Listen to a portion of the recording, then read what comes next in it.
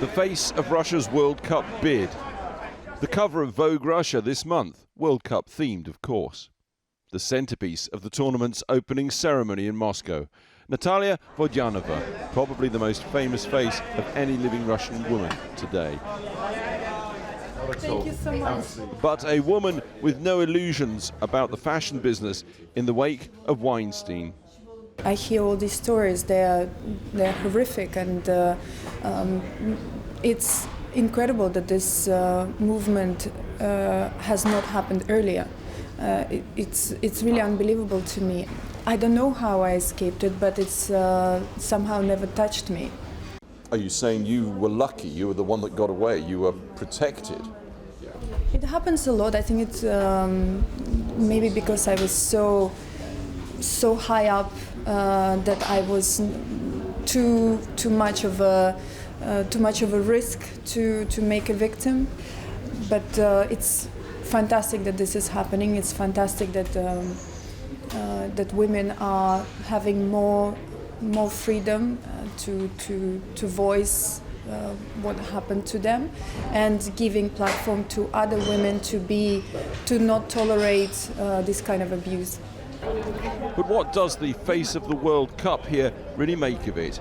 New roads, airports and stadia, of course, but at $14 billion, by far the most expensive such tournament ever.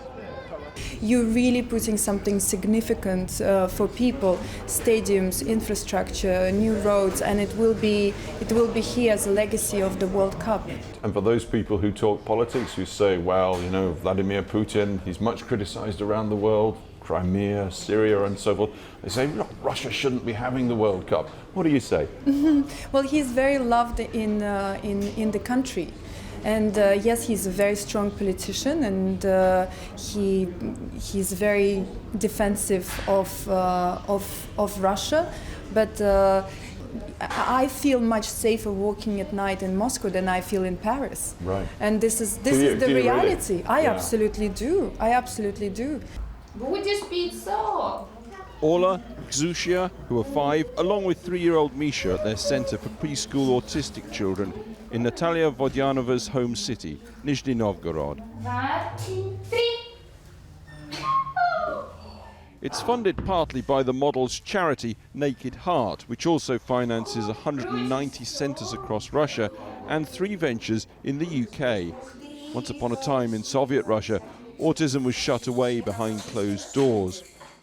The model's sister, Oksana, is autistic and has suffered prejudice here in Nizhny, as others do globally.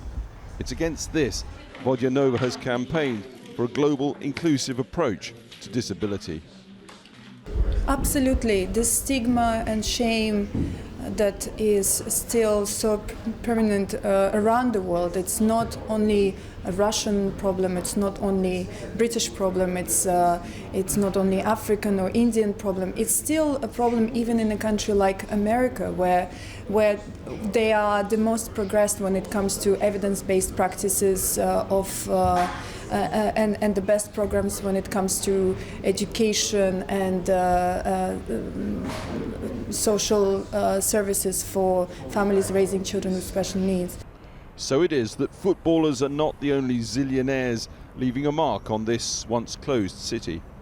For some of its most vulnerable, it's the mark left by a supermodel who grew up here in poverty that will be more immediate and more lasting.